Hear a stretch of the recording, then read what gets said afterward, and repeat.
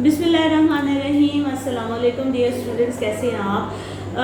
एक क्वेश्चन मुझे एक स्टूडेंट ने किया था कि डिफरेंस क्या है ट्रेडिशनल अप्रोच में और मॉडर्न अप्रोच में। तो एक बहुत ही 1 मिनट के अंदर मैं आपको kind of one liner difference बता देती हूँ।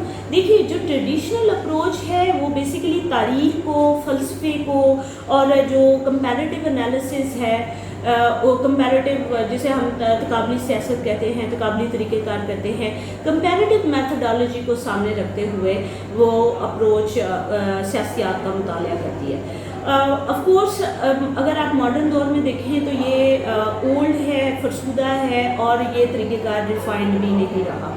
लेकिन दूसरी तरफ अगर आप मॉडर्न अप्रोच को देखें तो मॉडर्न अप्रोच की सबसे बड़ी खूबसूरती ये है कि ये स्टैटिस्टिकल एनालिसिस को सामने रखती है, जिसे शुमारियाती एनालिसिस कहते हैं, तो इसके तज्ज़िया कहते हैं। इसके अलावा ये जो एक्सपेरिमेंटल एनालिसिस है और द मोस्ट इम्पॉर्टेंट ये इंटरडिसिप्लिनरी जो मैथडोलॉजीज़ इस्तेमाल की जाती हैं वो उसके ऊपर फोकस करते हुए सियासत का मुताला करते हैं। I hope you understand. Thank you.